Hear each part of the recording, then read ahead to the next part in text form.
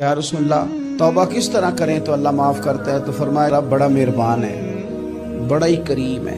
وہ تو کسی بندے کی اونٹنی اگر کبھی گم ہو جائے صحرا میں، اور اس طرح گم ہو کہ پیسے بھی اونٹنی پہ ہو، کھانا بھی اونٹنی پہ ہو، کپڑے بھی اونٹنی پہ ہوں، علاقہ بھی صحرا کا ہو، اور اس نے کسی ٹہنی کے ساتھ باندھی ہو، پھر وہ سو جائے، سو کے اٹھے تو اونٹنی غائب ہو۔